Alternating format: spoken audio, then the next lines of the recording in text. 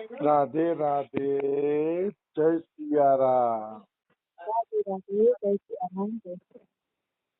આપણે આમ તો હનુમાનજીની હનુમાન ચાલીસા ચાલે છે, પણ હમણાં હું થોડોક વ્યસ્ત છું એટલે તૈયારી થઈ નથી, એટલે આપણે છે ને ભાંડીરવનની વાતો લેશી.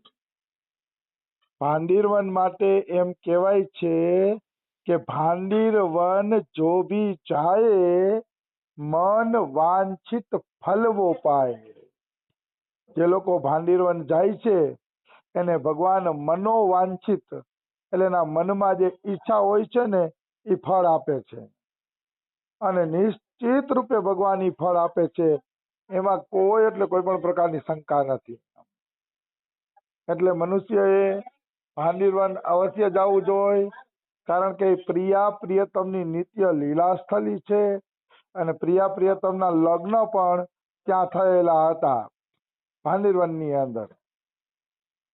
આવી વસ્તુ છે. તો ભાંડીરવન એટલા માટે પ્રખ્યાત છે કે ત્યાં રાધા કૃષ્ણના લગ્ન થયા હતા. કેવી રીતે એ હું તમને બતાવું. બ્રહ્માજીએ 60,000 વર્ષ તપસ્યા કરી, પૂરા 60,000 વર્ષ, અને એ દેવતાઓના 60,000 વર્ષ, આપણા નહીં. આપણા તો હજારો કરોડો વર્ષ થઈ જાય. તો દેવતાઓના 60,000 વર્ષ સુધી તપસ્યા કરી, તો પણ બ્રહ્માજીને રાધા રાણીના સ્વપ્નમાં પણ દર્શન ન થયા.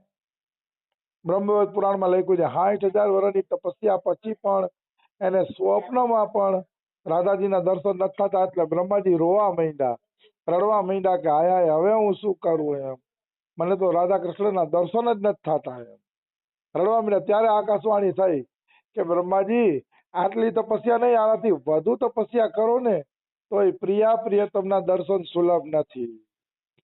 પણ તમે રડો છો, તમે દીન બની ગયા છો, વ્યાકુળ બની ગયા છો, એટલે અમે દયા કરીને તમને છે ને એક વખત લગ્ન કરવાનો સૌભાગ્ય આપશે. જ્યારે અમારા પૃથ્વી ઉપર લગ્ન થશે ત્યારે એક વખત કે અમે તમને લગ્ન કરાવવાનું સૌભાગ્ય આપશે. આવી વસ્તુ છે. મતલબ આટલી તપસ્યાના બદલામાં બ્રહ્માજીને 1 વર્ષ લગ્ન કરાવવાનું સૌભાગ્ય મળે છે.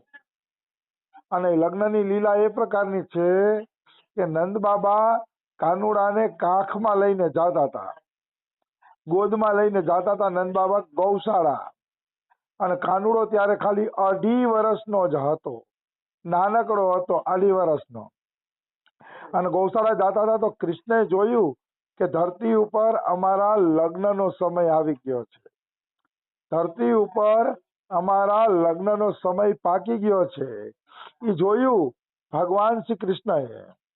એટલે ભગવાને એવું કર્યું, યોગમાયાને કીધું ભાઈ અમારા લગ્નનો સમય આવી ગયો છે, કાંઈક વ્યવસ્થા કરો.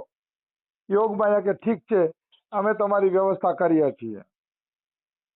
પછી યોગમાયાએ શું કર્યું, આકાશને વાદળથી ઘેરી દીધું. ચારે તરફ વાદળ વાદળ વાદળ, અને વીજળીના ચમકારા ચાલુ થઈ ગયા. તો વીજળીના ચમકારા ચાલુ થઈ ગયા ને, તારેકોર વાદળ ને વીજળીના ચમકારા ચાલુ થઈ ગયા. એટલે નંદબાબા ગભરાઈ ગયા કે મારે મારા લાલાનું શું કરવું, લાલો નાનો છે, અને ગૌશાળામાં જરૂરી કામ હતું, અને જો લાલાને લઈ જાય તો લાલો વરસાદમાં હેરાન થાય. એટલે એને નક્કી કર્યું કે આને ગૌશાળા લઈને જ જાવો, નકર તો હેરાન થશે. ત્યાં તો રાધા રાણી આવ્યા. ત્યારે રાધા રાણી 7 વર્ષના હતા. બ્રહ્મ વૈવર્ત પુરાણ અનુસાર રાધા રાણી કાનુડાથી 5 વર્ષ મોટા હતા. કાનુડો 2.5 વર્ષનો હતો તો રાધા રાણી 7 વર્ષના હતા.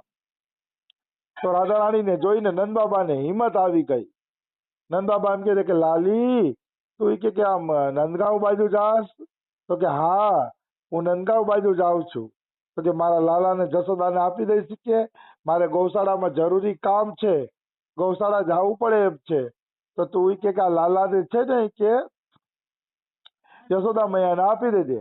તો કે હા નંદ બાબા, જરૂર આપી દઈશ, આપી દો. રાધા રાણીએ કાનુડાને ગોદમાં લઈ લીધા છે, ગોદમાં લઈ લીધા કાનુડાને. અને પછી ગોદમાં લઈને હાલતા થયા રાધા રાણી. સીધા ભાંડીરવન ગયા રાધા રાણી. ભાંડીરવન જઈને કૃષ્ણને કહે કે કૃષ્ણ, હવે તમારો છદ્મવેશ દૂર કરો અને તમે કિશોર વયના બની જાઓ. હવે કાંઈ તમારે છદ્મવેશ કરવાની જરૂર નથી, કારણ કે હવે આપણું લગ્નનું સ્થળ આવી ગયું છે. તો કૃષ્ણ તરત કિશોર વયના બની ગયા. કોઈ કે આવું હોય તો કે હા હોય.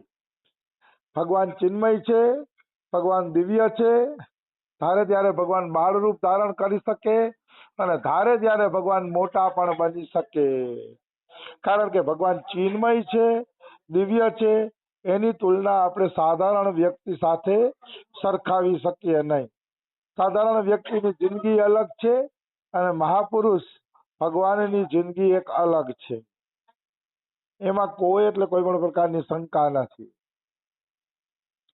તો કૃષ્ણ ભગવાન કિશોર વયના થઈ ગયા અને પછી બ્રહ્માજીને યાદ કર્યા કે બ્રહ્માજી, તમારી તપસ્યાનું ફળ પાકી ગયું છે, તમે આવો અને આવી અને આપણે અહીંયા લગ્નની લીલા રચાવીએ. બ્રહ્માજી કે ઠીક છે પ્રભુ, આ આવ્યો. બ્રહ્માજી તરત આવી ગયા છે. રાધા કૃષ્ણને મંડપમાં બેસાડવામાં આવ્યા છે અને એકબીજાના હાથમાં હાથ પકડવામાં આવ્યા છે અને છેડાછેડી બાંધવામાં આવી છે. આ રીતે લગ્નની તૈયારી કરી બ્રહ્માજીએ વેદ મંત્રોના ઉચ્ચારણ કર્યા છે અને ઉચ્ચારણ સાથે રાધા કૃષ્ણના લગ્ન બ્રહ્માજી ત્યાં સંપન્ન કરાવે છે. આજે પણ ત્યાં લગ્ન વેદી બનેલી છે, ફેરાનો મંડપ બનેલો છે અહીંયા ભાંડીરવનમાં. અને ફેરાના મંડપમાં જે લોકો 7 પ્રદક્ષિણા કરે છે, એમ કે છે ને 7 જન્મ સુધી પતિ પત્ની એક જ મળે છે. અને જો કોઈ કામના વગર 7 પ્રદક્ષિણા કરે છે તો ભગવાન કૃષ્ણ પતિ રૂપે મળી જાય છે. જેવી રીતે ભક્તો પરિક્રમા કરે એવી રીતે ફળ મળે છે, પણ ફળ અવશ્ય મળે છે, એમાં કોઈ એટલે કોઈ શંકા નથી. તો આ રીતે બ્રહ્માજીએ પ્રિયતમના લગ્ન કરાવ્યા છે. એ લગ્ન પછી પ્રિયતમ બ્રહ્માજીને માગવાનું કહે છે કે માગો માગો, તમારે શું જોઈએ છીએ, જે જોતું હશે એ તમને આપશી, તમે માગી લ્યો એમ. ત્યારે બ્રહ્માજીએ માગ્યું કે અમને તમારી ભક્તિ આપો, તમારી નિર્મળ ભક્તિ સિવાય કાંઈ વરદાન જોતું નથી. રાધા કૃષ્ણએ તથાસ્તુ કીધું છે અને બ્રહ્માજીને નિર્મળ ભક્તિનું વરદાન આપ્યું છે. નિર્મળ ભક્તિ આપી દીધી બ્રહ્માજીને રાધા કૃષ્ણએ. ઈ જ બ્રહ્માજી નાભાજી બનીને આવ્યા. નાભાજી બનીને આવી પ્રિયતમની સેવા કરી અને સરસ મજાનું ભક્તમાલ જેવો ગ્રંથ લખી અને પાછા પોતાના ધામમાં સીધા આવી ગયા. કહેવાનો ભાવ શું છે કે ભગવાને આદેશ આપ્યો એ પ્રમાણે અવશ્ય એમને લાભ મળ્યો. આવી વસ્તુ છે. તો આ ભાંડીરવનની લીલા હતી, જેમાં બ્રહ્માજીએ રાધા કૃષ્ણના લગ્ન કરાવ્યા.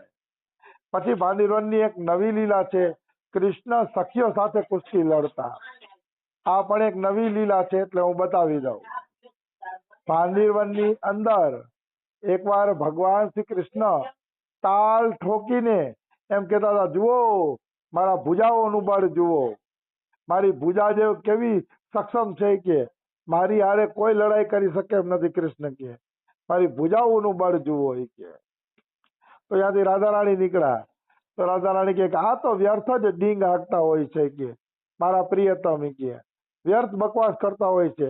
અરે અમારી ગોપીઓ કઈ ઓછી નથી. રાધા રાણી કે માખણ ખાધેલી છે એ કે તો તમને પહોંચી વળે એવી છે. કૃષ્ણ કે એમ? તો રાધા રાણી કે હા.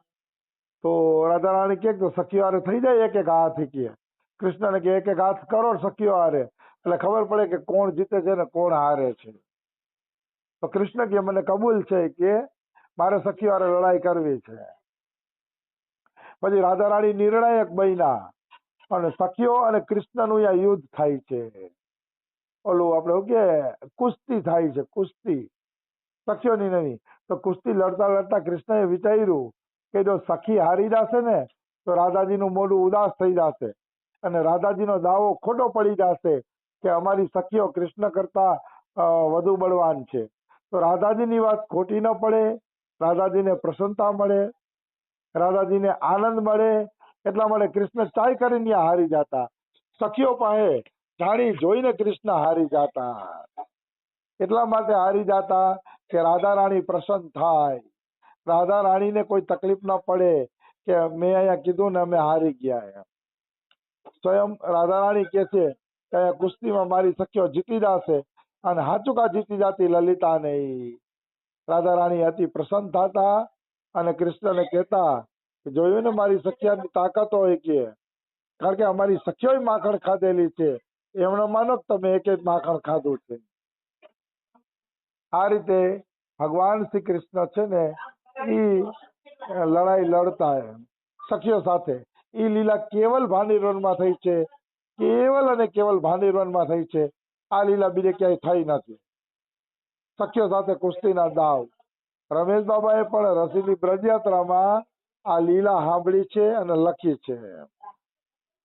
એટલે રમેશ બાબાની કૃપાથી મેં એની ચોપડીમાં આ આખી લીલા વાંચેલી છે.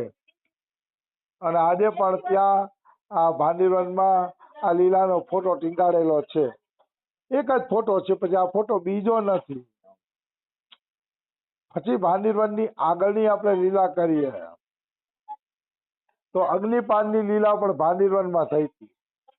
એક વખત કૃષ્ણ ભગવાનના ગોવાળિયાઓ અને ગાયો મુંજાટવી જંગલમાં ફસાઈ ગયા.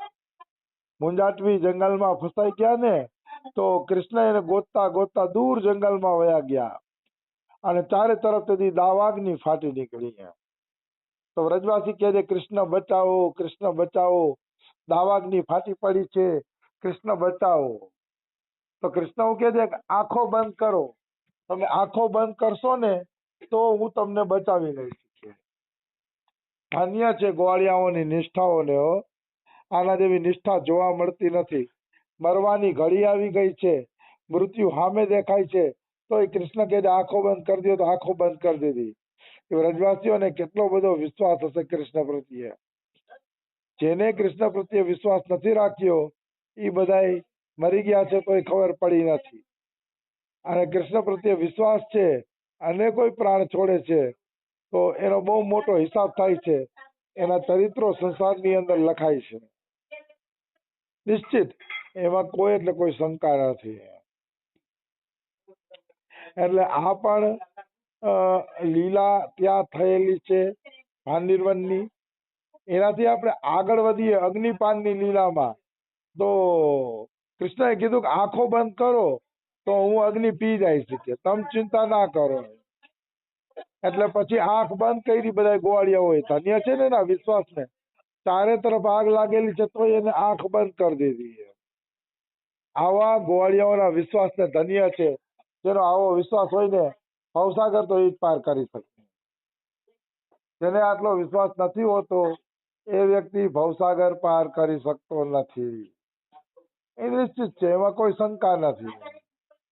તો કનૈયા ઉપર બધાને વિશ્વાસ હતો એટલે બધાએ આંખ બંધ કરી લીધી.